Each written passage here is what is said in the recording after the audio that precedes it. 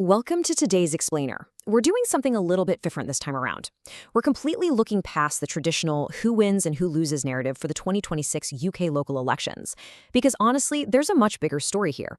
Instead, we're going to analyze the underlying structural governability of the UK local elections, and we're doing that using the data from a highly advanced simulation known as the TARCO model.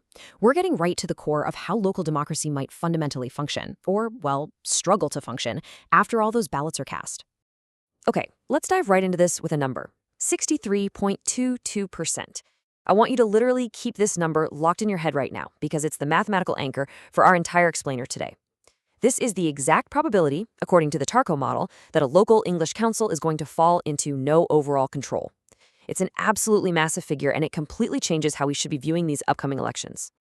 So here's the roadmap for our data to impact journey today. We'll start with the election simulation and variables, move into knock and governance risk, look at risks in critical constituencies, explore voter emotions and social impacts, review the effects of fragmented councils, and finally wrap up with coalition management and solutions.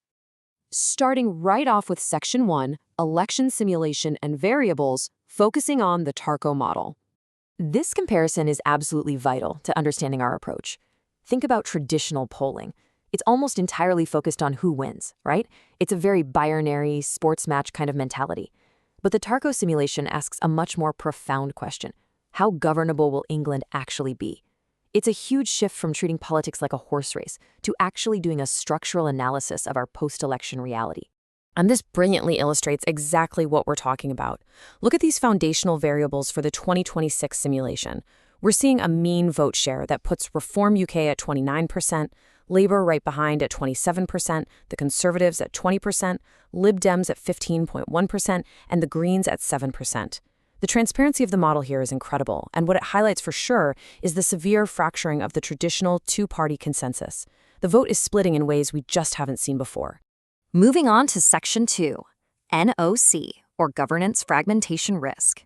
So there are exactly 107 English councils up for election in this cycle. And to test their stability, the TARCO model didn't just throw darts at a board. It ran 2,000 rigorous iterations per council to test how those national percentages we just looked at actually translate into local council seats. Now, you might be wondering, what exactly is NOC? It stands for no overall control. It's simply a situation where no single political party achieves an absolute majority of seats in a local council, which leads to what's known as a hung council. Bringing it back to our mathematical anchor, with a 63.22% probability of this happening, fragmentation isn't an anomaly anymore. It is the new expected normal for local governance. That brings us to Section 3, Risks in Critical Constituencies. We are looking at specific stress nodes, or stress councils here: Birmingham, Sunderland, Manchester, Westminster, and Great Yarmouth. In these urban centers, intersecting socioeconomic pressures, things like high income inequality and low public trust, act as local amplifiers. They dramatically increase the probability of no overall control in these specific regions. Now, what's really fascinating about this data is when you isolate the top 3 stress councils. Great Yarmouth leads with a 58.7% NOC probability, followed closely by Sunderland and Westminster.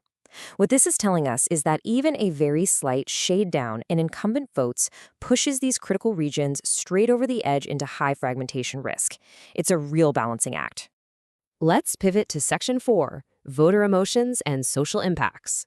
The model identifies several external factors that are heavily turning up the temperature on the emotional climate among voters. We're talking about distressing global images, such as those from Gaza, combined with a high domestic cost of living, long-standing income gaps, and highly polarizing online content.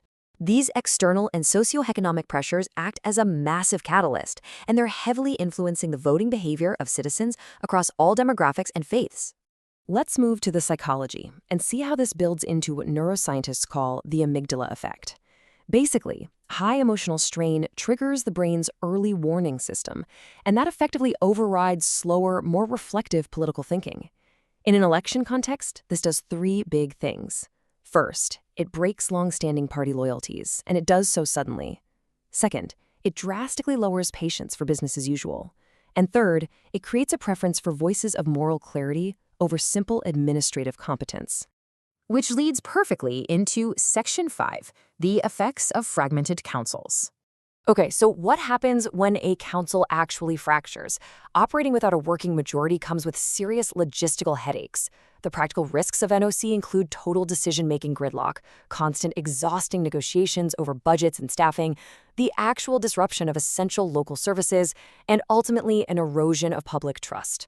Pluralism is incredibly important, of course, but it is noisy, fragile, and exceptionally difficult to manage at a local level. Finally, we reach Section 6, Coalition Management and Solutions. I want to pose this direct question to you. What actually happens the day after the election? We spend so much time obsessing over campaign rhetoric, but we really need to shift our mindset toward the reality of how to actually keep the lights on and the bins collected in a hung council. Political analysts in the model propose a primary solution to prevent local government collapse in this highly fragmented environment, and it's called the Golden Triangle. This is a stabilization framework where the central government, oversight bodies, and key service providers all have to work together in a highly structured way just to manage these fragmented local councils. So the crucial point is how you actually manage the Golden Triangle. Councils have to establish clear cross-party frameworks, create basic safeguards to protect those essential services from political gridlock, and ensure completely honest public communication about the trade-offs being made. These steps are absolutely not about preventing democratic pluralism. Actually, it's more like ensuring a soft landing for a political system that is fundamentally shifting toward permanent negotiation. I want to end our explainer today with this powerful, provocative thought straight from the Tarko model. After the votes are counted, how many of our councils will still be straightforwardly governable? It's a question that completely reframes the 2026 elections.